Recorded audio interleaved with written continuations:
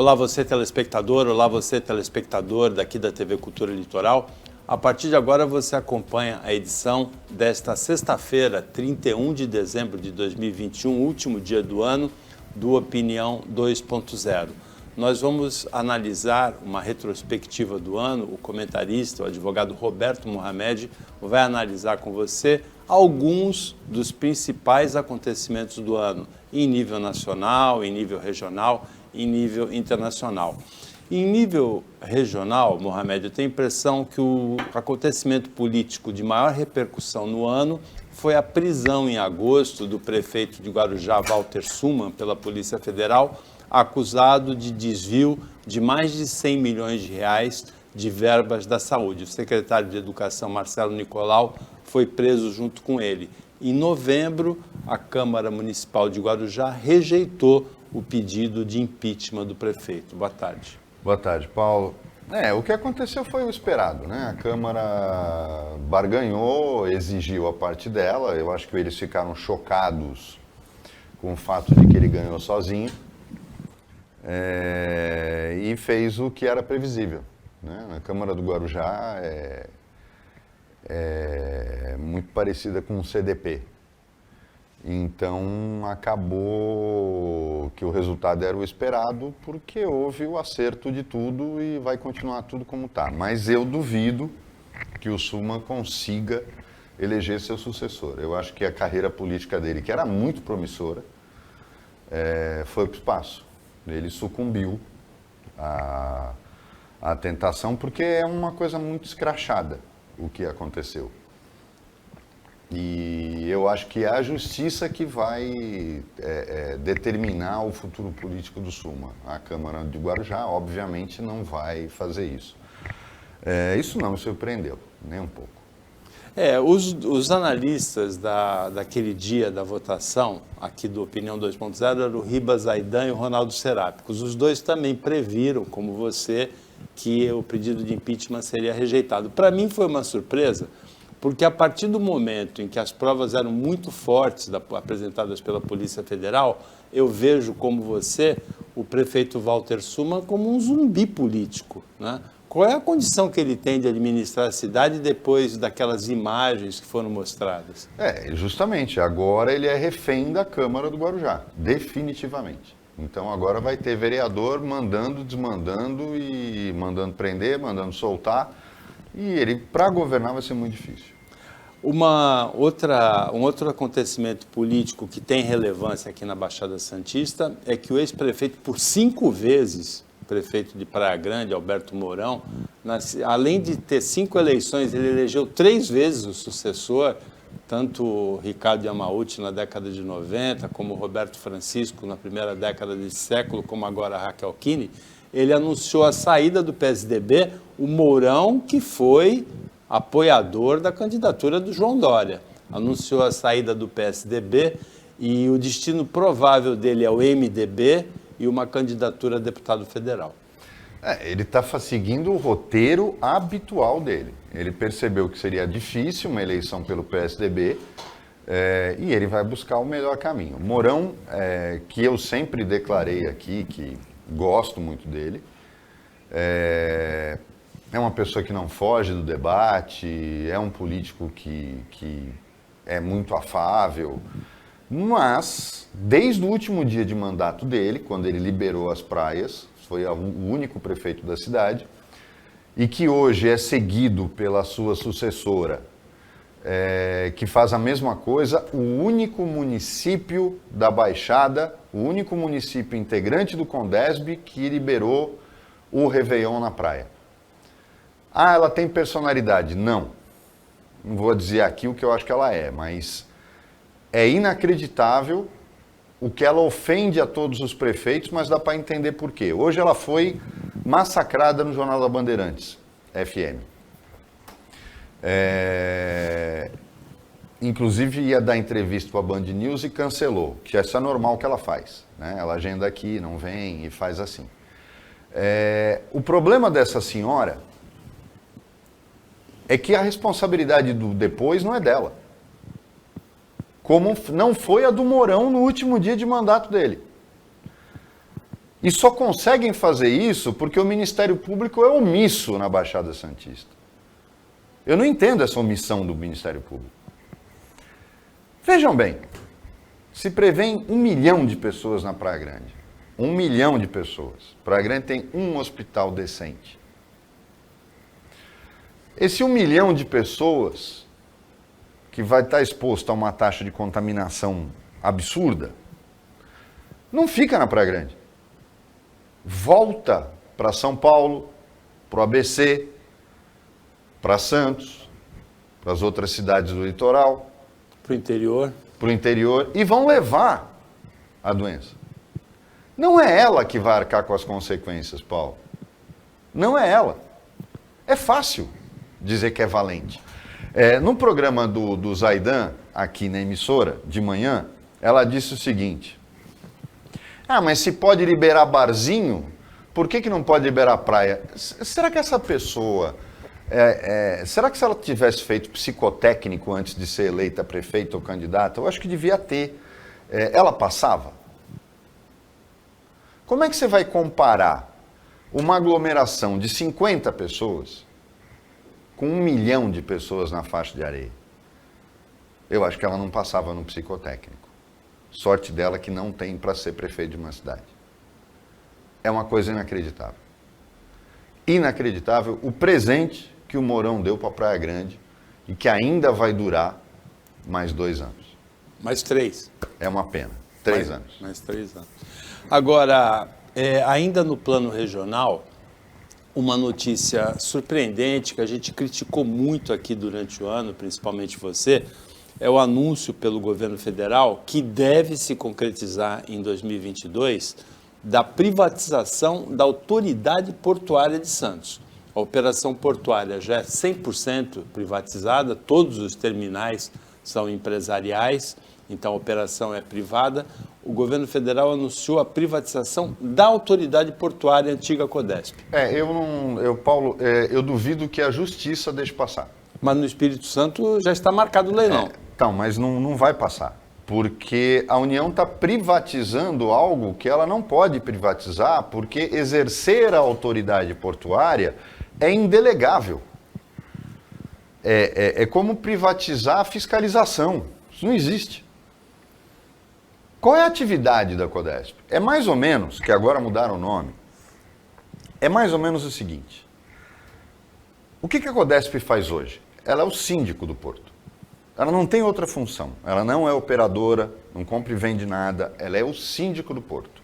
Cuida da segurança. Aí você vai falar, mas não terceiriza síndico? Eu falei, e aí você pega síndico profissional, prédio que tem síndico profissional, e você vê a bagunça que é, na maior parte das vezes. Eu sou totalmente contra.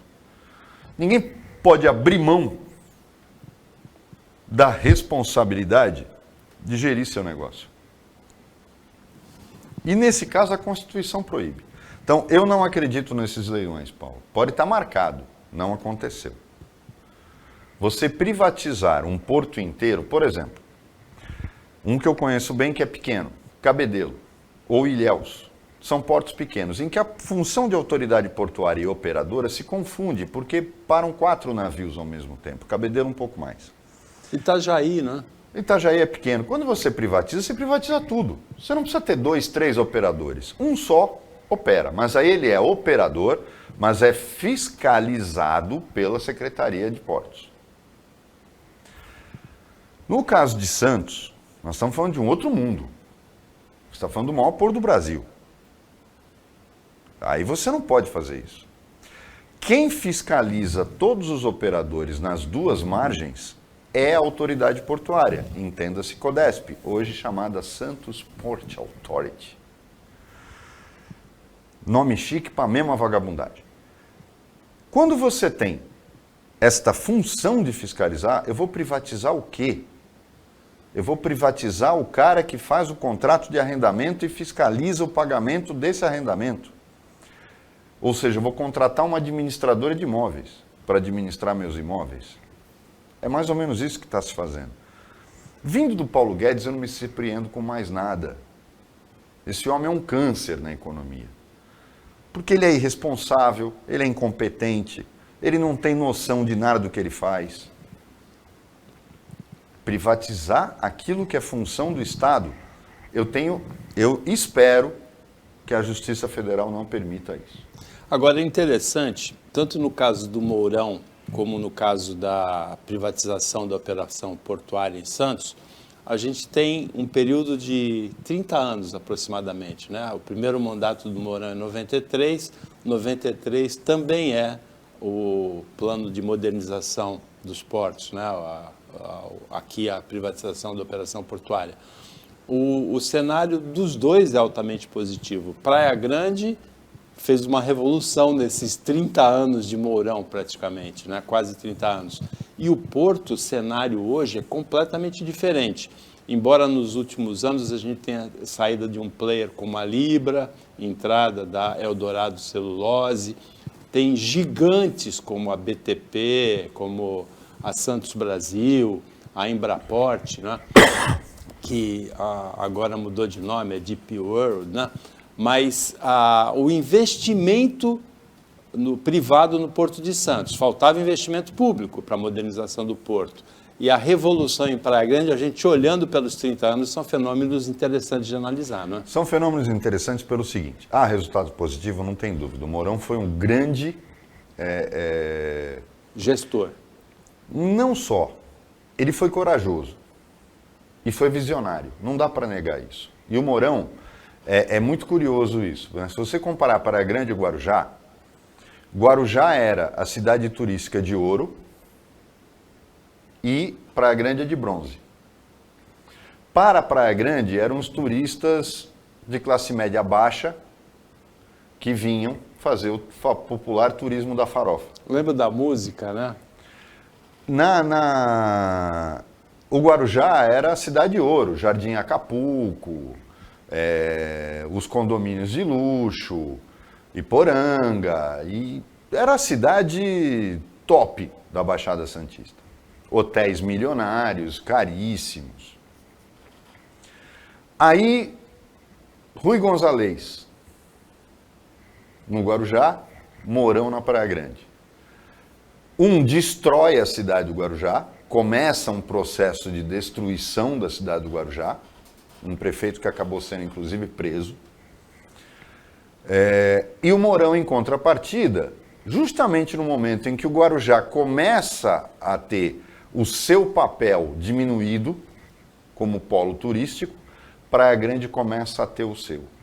E o Mourão foi tão visionário porque ele entendeu que ele tinha que mudar a orla para receber o turismo, mas que para poder manter a cidade seguindo num rumo de história diferente do Guarujá, que hoje tem um núcleo de favelas que é simplesmente inadministrável por conta do poder público, fez o quê? Investiu na outra margem da estrada, que era o Patinho Feio.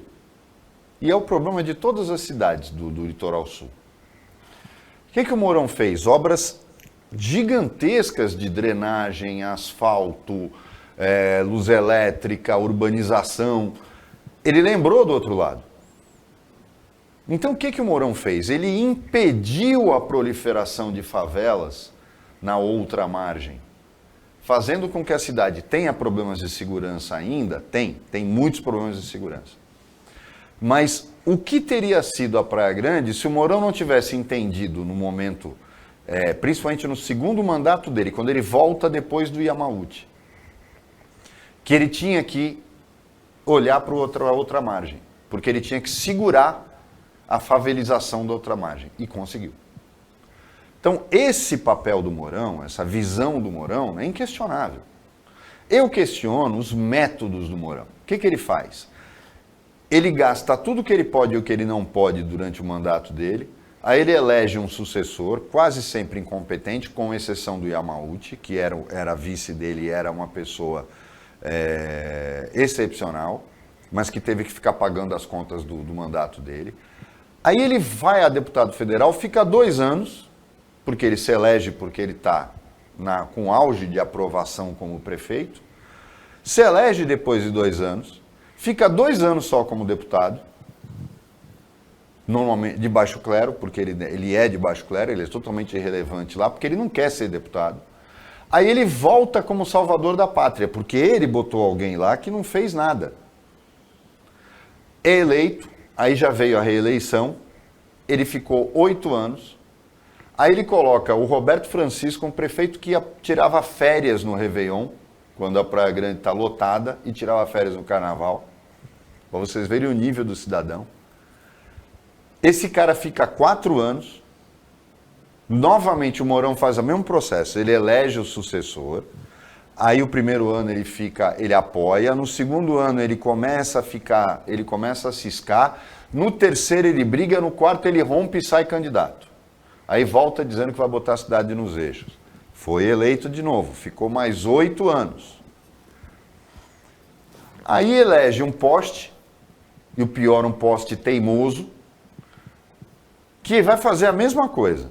No quarto ano ele rompe e volta, e vai ser candidato a deputado federal. O roteiro é o mesmo, o Mourão não muda esse roteiro. Por mais que você elogie o fato de ele ter sido visionário, empreendedor, valente, corajoso, ao mesmo tempo o Mourão começou a entender que ele era o dono da Praia Grande. A coroação disso foi um projeto que ele passou no último ano dele, que a gente discutiu aqui na semana passada, dando a ele como ex-prefeito, dando a todos os ex-prefeitos, nos últimos 30 anos só dá ele como ex-prefeito, 4 seguranças, inclusive porque os outros 2 já morreram, né? Exato. Então, é lógico que o projeto foi para ele mesmo. O projeto mais imoral que eu já vi. Mais indecente que eu já vi. É o cúmulo do cara achar realmente que é o dono da cidade. Nenhuma cidade da Baixada tem isso, nem a capital em São Paulo tem isso. Então, este é Alberto Mourão. Vai ser mais um candidato a deputado federal. Também acho que ele entra esse ano, independente. Ele foi para o MDB por uma questão de coeficiente eleitoral. Acho que entra, fica 2 anos, depois volta para ser prefeito por mais 8 anos. Opinião 2.0 volta depois do intervalo, rapidinho.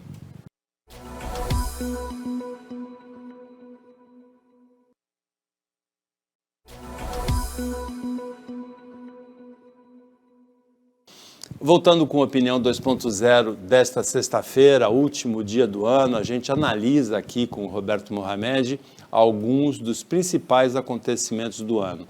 Eu tenho a impressão, Mohamed, que 2021, o grande acontecimento no Brasil foi a vacinação. Nós entramos em 2021 com a pandemia com números assim muito altos no Brasil de contaminações, de mortes. A vacinação começou em janeiro, em São Paulo, né? Começou no Brasil todo com a Coronavac. Outras vacinas chegaram, a Janssen, a Pfizer, a AstraZeneca, produzida pela Fiocruz. O povo brasileiro, apesar da campanha anti-vacina do presidente Jair Bolsonaro, se vacinou em massa. Se a gente completar agora a faixa de crianças de 5 a 11 anos, nós vamos para mais de 90% da população vacinados. É provavelmente um recorde mundial do Brasil, em termos de países com grandes populações, e pode ser considerada a vacinação como o grande acontecimento do Brasil em 2021, não é? Sem dúvida. Apesar de um presidente que diz que não toma vacina e quem quiser siga o exemplo dele. Apesar desse mentecapto na prefeitura, na presidência, a gente conseguiu chegar, porque o Brasil tem tradição de vacina, Paulo. O brasileiro, você tem essa turma de fanáticos que chamam Bolsonaro de mito, que propaga fake news, pessoas inteligentes, mas que acreditam em tudo o que leem. Mas apesar disso, o nosso sistema de vacina independe dele. E o nosso sistema de vacinação nasceu no governo militar. Havia uma política de saúde que entendia que a vacinação é a saída porque ela é preventiva. Isso em relação a pólio, em relação ao sarampo, doenças que transformavam o Brasil num flagelo, né?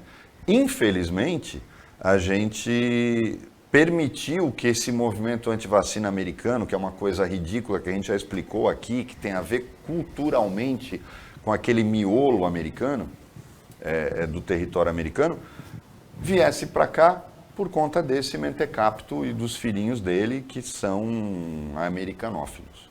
Então, a gente acaba pagando o preço. Mas, por exemplo, São Paulo tem um índice de vacinação invejável em relação ao mundo todo. E aí a gente vê o quanto... e eu vejo coisas, os bolsonaristas, esse pessoal contra a vacina, tem um discurso tão tosco, tão desprovido de qualquer tipo de razão, que você não consegue entender. E você nota que o que eles tentam fazer é buscar argumentos inadmissíveis para defender um boçal. É isso que eles fazem, só. Não há fundamento nenhum. O Datafolha, em agosto do ano passado, antes do início da vacinação, antes do início até da produção das vacinas, ele avaliou que 8% dos brasileiros não pretendiam se vacinar contra a Covid, em agosto de 2020. Em dezembro de 2020, depois de toda a campanha anti-vacina promovida pelo presidente da República, esse número chegou, Mohamed, a 23% dos brasileiros que não pretendiam se vacinar. Aí começou a vacinação e esse número voltou em maio ao patamar clássico de 8%. Ou seja, mais de 90% dos brasileiros apoiam a vacina e se vacinam. O que mostra qual é o número do que representam os bolsonaristas. Eu não vou usar a expressão bolsominion, porque eu acho os minions tão legal. Eu gosto eu adorei o filme, eu adoro os personagens. Então não acho justo chamar os bolsonaristas de bolsominion. São pessoas com problemas seríssimos, inclusive. Agora, politicamente, ligado também à vacinação, de uma certa maneira, o principal fato político brasileiro do ano pode ser considerado a CPI da pandemia? Não, eu não vejo a CPI da pandemia. Ela trouxe à luz algumas coisas que o bolsonarista adora dizer que nesse governo não tem corrupção e mostrou que ele é igualzinho a todos os outros, até porque o Bolsonaro, como deputado, era corrupto durante todos os anos de deputado. E aquele corrupto pé de chinelo, né, que dava nota fria de gasolina, que contratava, que falou na cara dura, quando era deputado, a repórter perguntou para ele o que ele fazia com o dinheiro da verba de representação, ele dizia que era para comer gente. Essa foi a expressão dele. Né? O apartamento funcional, né? O apartamento, a caseira da casa de praia dele e tal. Quer dizer, era corrupto pé de chinelo. Corrupto pé de chinelo. E é isso que o Bolsonaro é. Porque ele é um presidente pé de chinelo. Nós acabamos de passar por uma coisa absurda nesse ano, foi o que aconteceu, a tragédia da Bahia, que repetiu algo que aconteceu, já tinha acontecido quando houve aquele problema em Manaus. Em Manaus, a Venezuela ofereceu oxigênio e ele recusou, por razões ideológicas. Agora, na tragédia da Bahia, a Argentina ofereceu ajuda, que não foi dado de graça, foi pedido pelo governador da Bahia, que é quem está sentindo o drama, enquanto ele está de férias, o Bolsonaro, está passeando de jet ski. O governador da Bahia, que está enfrentando um problema gravíssimo lá, pediu para a Argentina técnicos em saneamento e pastilhas, são aquelas pastilhas para poder tornar a água potável quando ela está contaminada. A Argentina ofereceu, mas por uma questão de respeito, a Argentina passou pelo Ministério das Relações Exteriores. O filhote do Ernesto Araújo, que é o atual ministro das Relações Exteriores, que não mudou nada no Ministério, continuam os boçais do Ministério mandando nele. Recusou ajuda dizendo que o Brasil não precisa. Como o Brasil não precisa? O Brasil precisa de toda a ajuda possível. É preciso que as pessoas tenham um mínimo de dignidade no exercício da coisa pública. E depois, o Eduardo Bolsonaro, que fritou frango no KFC lá nos Estados Unidos, quando fez intercâmbio, o que o habilitava a ser embaixador brasileiro nos Estados Unidos. Vamos explicar uma coisinha. Quando houve a tragédia em Nova Orleans, os Estados Unidos aceitaram a ajuda do mundo todo. Eles aceitaram a ajuda. Qualquer ajuda era bem-vinda. São a maior economia do planeta. Maior economia do mundo. E eles aceitaram a ajuda. E nós Os arrogantes, que são o país com menor crescimento previsto para 2022 na América Latina, bolsonaristas. O menor crescimento previsto para 2022 na América Latina. Nós estamos dizendo que a gente não precisa de ajuda. Por uma questão ideológica, esse cara brinca de ser presidente. Esse débil mental brinca de ser presidente da República. Com 3 filhos débeis mentais que ficam dizendo bobagem para ele, ele acredita em tudo. Até o Olavo de Carvalho, que é um louco, está rompendo com ele. Vocês imaginem, quando um louco rompe com o outro, tem alguma coisa errada. É isso que a gente quer? Ninguém está falando para colocar o bandido da esquerda na presidência. Só que a gente precisa mudar. Alguma coisa tem que ser encontrada até o meio do ano que vem. Mas essas duas opções são um verdadeiro pesadelo. Agora, já que você tocou nas eleições do ano que vem, a campanha presidencial em 2022 teve alguns lances interessantes. Um deles é a aprovação pelo Congresso da CPI, da PEC dos precatórios, que possibilitou um Auxílio Brasil de R$ 400 até o final de 2022, que é um ano eleitoral. O Auxílio Brasil substitui o Bolsa Família e recebe o carimbo do Bolsonaro, um novo carimbo. O ex-juiz Sérgio Moro, que teve a Operação Lava Jato praticamente desmanchada durante o ano de 2022 por decisões, principalmente do Supremo Tribunal Federal, se filiou ao Podemos e anunciou uma candidatura, uma pré-candidatura presidencial. Ele já sai no 3º lugar das pesquisas. E o lance talvez mais surpreendente dessa corrida nesse ano, nessa pré-corrida, foi a saída do ex-governador de São Paulo, Geraldo Alckmin, do PSDB, e a aproximação com o ex-presidente Lula, sinalizando a possibilidade de uma coligação, assim, a possibilidade do Geraldo Alckmin ser o vice do Lula na campanha presidencial do ano que vem. Essa aproximação eu ainda não acho que ela está confirmada. Mas ela existiu. As dificuldades são muito grandes, mas ela existiu. Agora, em relação às possíveis terceiras vias, Paulo, eu estou preocupado com algumas coisas. Quando houve aquela operação envolvendo o Ciro Gomes, com a Polícia Federal, eu falei, mas não há, além da citação do Ciro Gomes, não há prova nenhuma. Podem até, o Cid Gomes está com culpa no cartório. E ele realmente não é santo. Mas o Ciro Gomes, não havia nada contra ele. E a PF foi para cima dele num ano pré-eleitoral. Só que aí me surpreendeu o que acabou de acontecer agora no fechamento do ano. Questionarem o Sérgio Moro sobre o que ele recebeu na consultoria na qual ele foi trabalhar depois de ser ministro. Isso não é da conta de ninguém. O que isso envolve? Ele assinou o contrato e começou a receber depois que ele saiu do ministério. Não existe nenhum tipo de evidência, não existe nada de que ele tenha recebido qualquer tipo de consultoria durante o mandato. Ou durante a existência do cargo, quando ele ocupava o cargo de juiz. Agora, fazerem um questionamento oficial e divulgarem quanto ele recebeu de uma empresa de consultoria, você sai do ministério, você tem que receber, você tem que trabalhar. Eu não consegui entender, Paulo. Só que isso leva a uma questão. A que ponto está chegando o aparelhamento da Polícia Federal? Aí você começa a pensar, peraí, a única categoria que o Bolsonaro deu aumento na tal PEC que foi feita para viabilizar o Auxílio Brasil foi a dos policiais federais. Tem um outro dado importante para ser considerado também. O Bolsonaro é o presidente que mais interferiu em cargos de chefia da Polícia Federal na história do Brasil. O que acabou, inclusive, determinando a demissão do Moro. Né?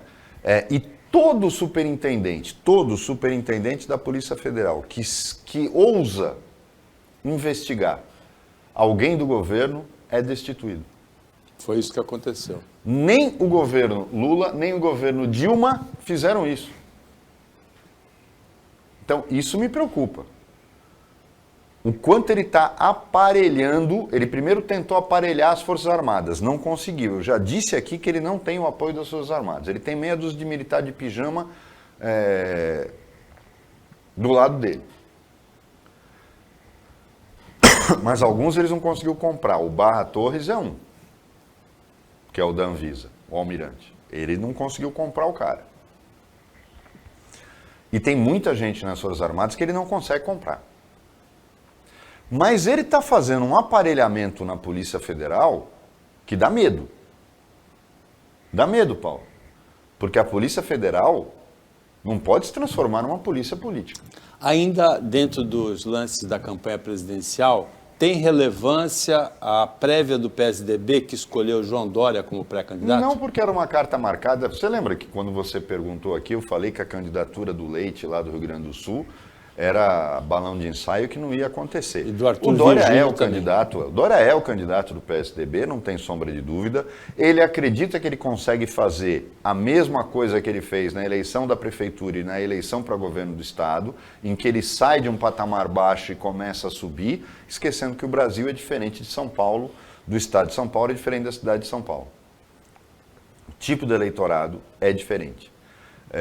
O Dória, eu adorei, a gente falou várias vezes aqui, a definição do Datena é sensacional, né? Com a vacina, o Dória marcou um gol de bicicleta. E é inacreditável que é o único cara que marca um gol de bicicleta, todo mundo acha o gol feio. Porque qualquer um acha gol de qualquer centroavante que faz um gol de bicicleta lindo. O Dória foi o único cara que marcou um gol de bicicleta e todo mundo acha o gol feio. E eu acho que ele não conseguiu capitalizar. Primeiro, ele é um cara naturalmente antipático, que tenta ser simpático, mas nunca consegue, porque você não consegue enxergar a verdade.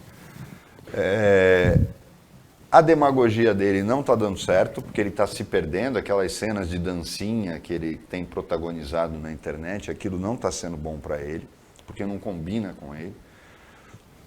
Eu acho que ele foi para o embate muito cedo com o Bolsonaro, fazendo com que as pessoas não tivessem esquecido que ele foi eleito governador de São Paulo usando o Bolsonaro, surfando na onda do Bolsonaro. Aquilo pegou muito mal e ele vai pagar caro por isso. Não acho que o Dória chegue perto de ser uma terceira via.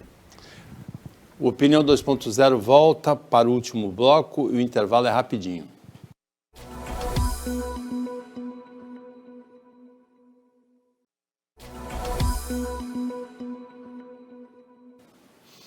Voltando com a Opinião 2.0, agora é o último bloco.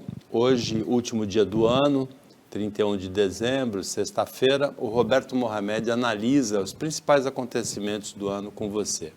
Mohamed, os números da economia são interessantes. Nós começamos 2021 com uma meta de inflação de 3,75%. Acabamos o ano com o IPCA 10,2% e pior, o IGPM, que é o índice do aluguel, 17,8%. Então, números bem diferentes da meta da inflação. A taxa de juros básica, Selic, começou o ano com 2%. Ela vinha em queda desde 2016 e ela termina o ano com 9,25%. O fenômeno da inflação e dos juros altos não é exclusivamente brasileiro, ele acontece em outros países do mundo, mas ele é mais intenso no Brasil. Acontece em vários países do mundo, mas não neste nível, em tão pouco tempo. Vamos deixar claro isso. O que me preocupa muito é a previsão de crescimento. O FMI, que é a mais conservadora de todas, normalmente, né, a mais otimista, desculpem, de todas, e que quase nunca se realiza, mas veja bem, nunca se realiza para menos, porque eles nunca disseram vai crescer 1 e cresceu 2. Isso no mundo todo. A previsão de crescimento do PIB do FMI para o Brasil é 1,5% para 2022. Mas os grandes bancos trabalham com uma previsão de 0,5% ou de encolhimento.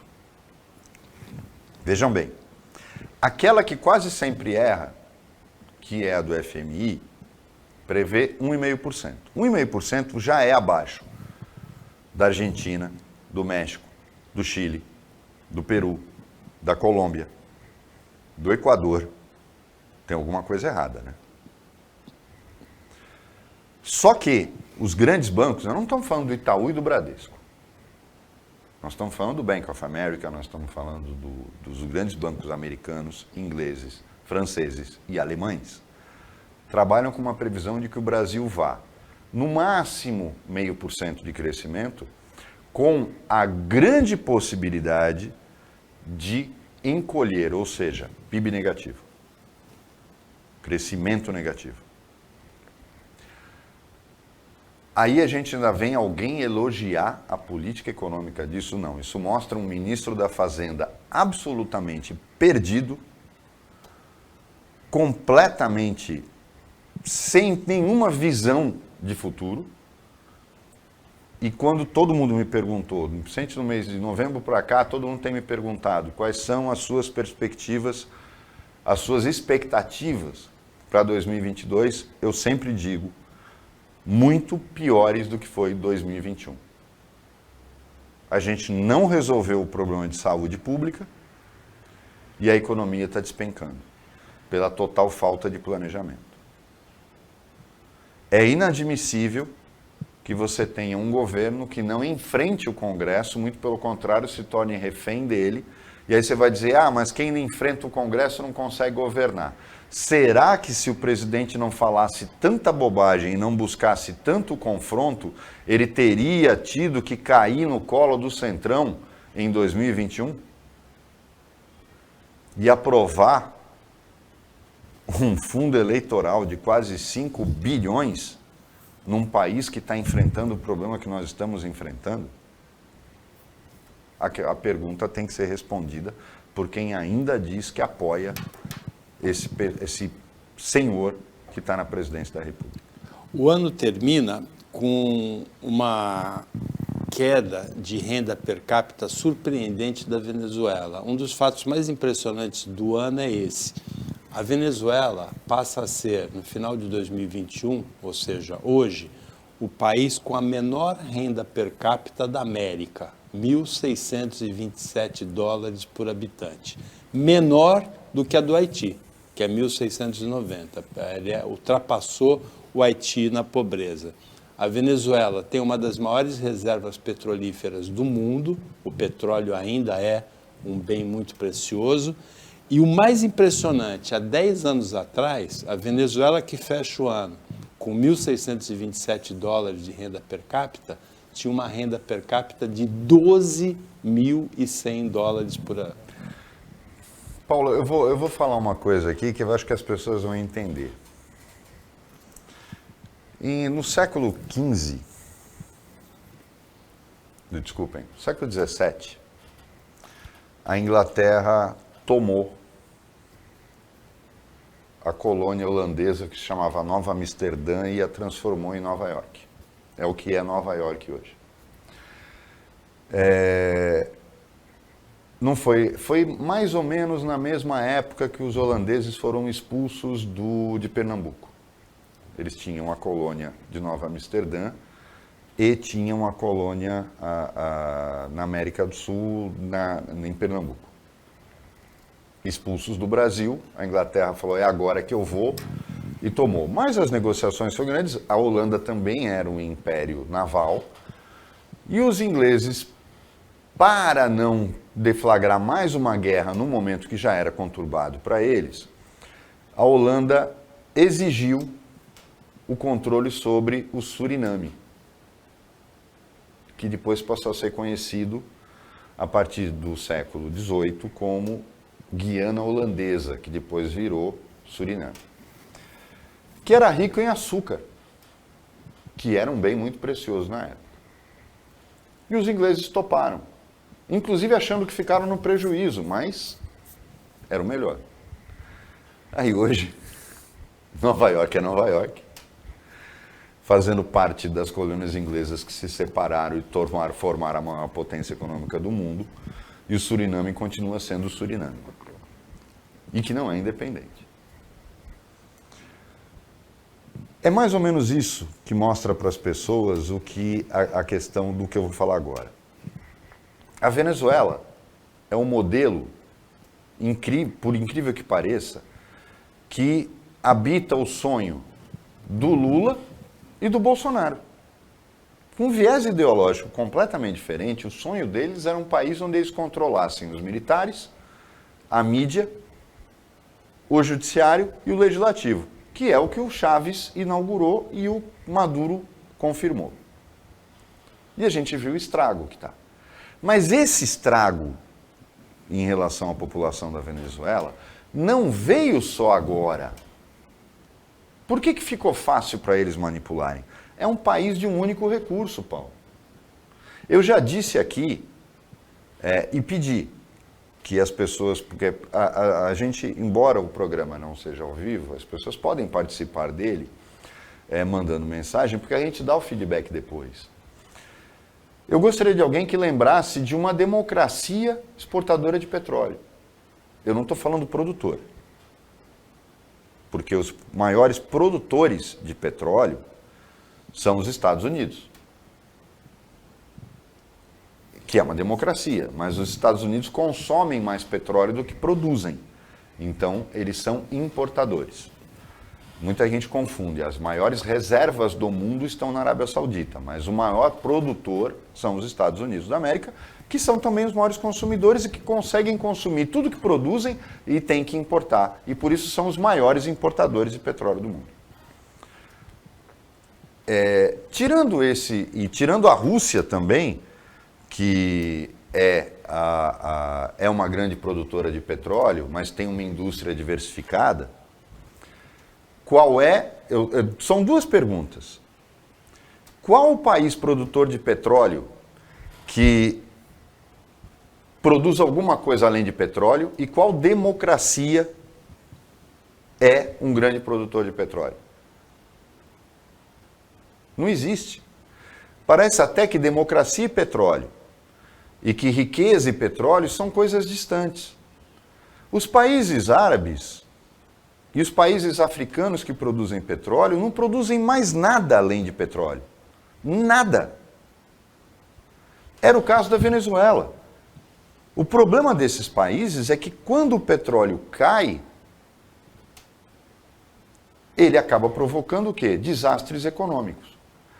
Os países árabes criaram uma solução para isso, criaram grandes fundos de investimento e se tornaram os grandes especuladores mundiais e os grandes investidores do mundo. Então eles atravessam uma época de baixa sem problemas. Já no caso da Venezuela, o Chávez torrou tudo. Não ficava um centavo no caixa, porque ele achou que o petróleo era para a vida toda. Porque ele era tão cego pelo poder que ele não olhava para o passado e via que o petróleo sobe e desce. E que isso está se tornando mais frequente à medida que formas alternativas de energia vão sendo criadas. E aí o desastre na Venezuela ficou muito fácil de acontecer. Eu ouço algumas pessoas dizendo, Paulo, que o Brasil tem instituições sérias e muito mais sólidas e que a Venezuela jamais aconteceria aqui. Eu tenho minhas dúvidas. Não por causa das instituições, por causa das pessoas que controlam essas instituições. Um dos fatos também que teve maior repercussão nesse ano são as pesquisas presidenciais que mostram, desde a anulação da condenação do ex-presidente Lula, a liderança dele na corrida presidencial. Ele chega no final do ano com 48% de intenções de voto pelo Datafolha. Os outros 4 principais adversários, Bolsonaro 22%, Sérgio Moro 9%, Ciro Gomes 7% e João Dória 4%. Ou seja, o ex-presidente Lula tem mais intenção de voto que todos os adversários somados, o que daria uma vitória no primeiro turno. Ao lado disso tem também o recorde que foi mantido durante todo o segundo semestre de reprovação do presidente Jair Bolsonaro, 53% de péssimo e ruim, 24% de regular e 22% de bom. Os índices são do Datafolha. A questão é a seguinte... Mas os outros institutos confirmam esses dados. Sim, mas eu acho que a coisa fica pior pelo seguinte, Paulo. Quando o Quércia, então governador de São Paulo, após ter eleito o Fleury, disse: quebrei o Estado, mas elegi meu sucessor, e a gente viu o que ele fez com o Banespa, ele destruiu o Banespa, que sofreu intervenção do Banco Central depois.